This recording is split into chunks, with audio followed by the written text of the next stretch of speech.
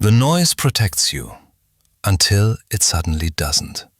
When everything goes quiet, something inside starts to ache, and no one explains why silence can feel heavier than chaos. By the end of this reflection, the ache may feel less confusing, not smaller, just clearer. Busyness often looks harmless. Full calendars, open tabs, background sounds filling every gap, movement without direction, activity without friction. It passes for ambition, for discipline, for engagement with life. But beneath the motion, there's something more delicate happening. A careful avoidance, not of failure, not of pain in the obvious sense, of a feeling that doesn't yet have a name. The noise works at first. It softens the edges of thought. It breaks time into manageable pieces. It keeps attention pointed outward, forward, anywhere but inward. There's comfort in being occupied, in answering messages, in filling space with sound, podcasts, music, conversations, notifications. As long as something is happening, nothing has to be felt all the way through. And for a while, that's enough. Then comes the moment when the noise stops working. Not because it disappears, but because it loses its power to distract. The schedule stays full, the days remain busy, the motion continues. And yet, when the room finally goes quiet, when the phone is put down, when the night stretches without interruption, something surfaces. Not loudly, not dramatically, just an ache. It isn't sadness. Sadness has shape. It points to something specific. This feeling is more diffuse, more abstract, harder to explain without sounding ungrateful. Life is functioning. Responsibilities are handled. Nothing is obviously wrong. And still, the quiet hurts. That's why the feeling is avoided. Because it doesn't justify itself. There's no clear story to attach to it. No event to blame. No loss to mourn. It exists without permission. So the mind stays busy. Busyness becomes a shield. Not against reality, but against reflection. Against the moment when questions begin to form without answers ready. Questions like, is this pace chosen or inherited? Is this movement meaningful or merely habitual? Is something being postponed indefinitely? These questions don't demand immediate action. They simply linger. And lingering is uncomfortable. The ache in the quiet is not a call to stop everything. It's a signal that something internal has been under-addressed. A part of experience has been managed rather than listened to. There is a subtle exhaustion that comes from constant engagement. Not physical fatigue, but attentional fatigue. The effort of keeping the mind pointed outward. The work of staying stimulated enough to avoid depth. Depth asks for stillness, and stillness invites contact. The feeling avoided by busyness often begins as something small. A faint dissatisfaction, a sense of disconnection during moments that should feel fulfilling. A strange emptiness after accomplishments. Nothing dramatic, just enough to notice and dismiss. So it's dismissed, again and again. Over time, dismissal becomes routine. The ache doesn't disappear. It waits, quietly, patiently. This is why silence can feel threatening, because it removes the buffer. It doesn't add anything. It doesn't entertain. It doesn't explain. It simply reveals what's already there. In silence, there is no momentum to hide behind.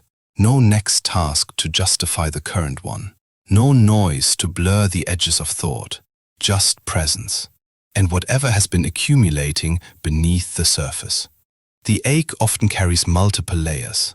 A layer of unexpressed desire. A layer of postponed grief. A layer of unlived possibility. Not because something went wrong, but because something was never fully allowed. Busyness often begins as a solution, a way to cope, a way to adapt, a way to survive earlier chapters of life. But when the circumstances change, when survival is no longer the primary demand, the solution can outlive its usefulness and turn into avoidance. There is a difference between movement and direction, between activity and intention. Busyness blurs that difference. It fills time without asking what time is for. The ache in the quiet is not asking for answers. It's asking for attention. Not the kind that fixes or improves, but the kind that stays. Staying with an unnamed feeling is difficult. Language wants clarity. The mind wants resolution. But some feelings resist naming because they are still forming. They are not conclusions, they are beginnings. This is why the ache feels unsettling. It suggests that something internal is unfinished. Not broken, not wrong, just incomplete. Busyness keeps things complete on the surface. Tasks finished, boxes checked, days accounted for. But inner life doesn't work that way. It moves slowly. It requires space. It unfolds without deadlines. When space is never given, when silence is always filled, inner signals grow faint, until they don't, until they push back as discomfort. The ache doesn't mean life is empty. It means something meaningful has been crowded out. Not by malice, not by mistake, by habit. The quiet moment at night, the pause between tasks, the rare unscheduled afternoon. These moments feel dangerous not because they threaten stability, but because they threaten distraction. And distraction has been doing important work. It has been protecting against overwhelm, against uncertainty, against questions without immediate utility. Letting go of it feels risky.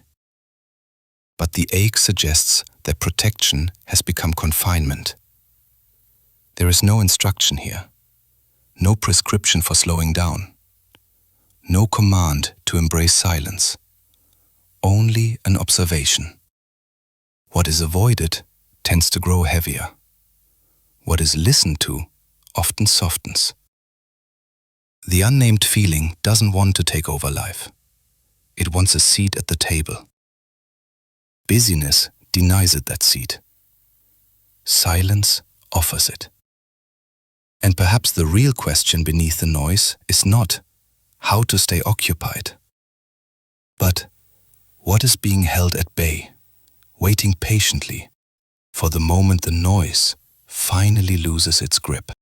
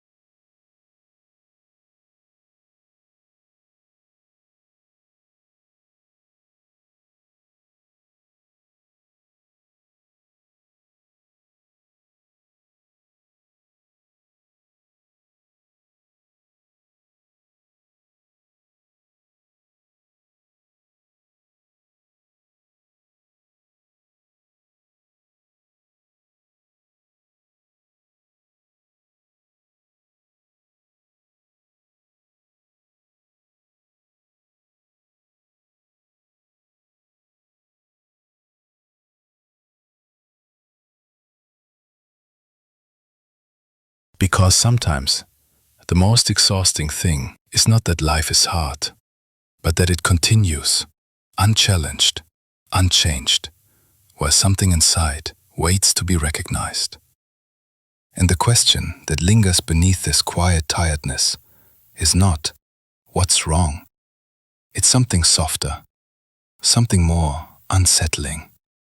What has been quietly ignored in order for life to remain fine?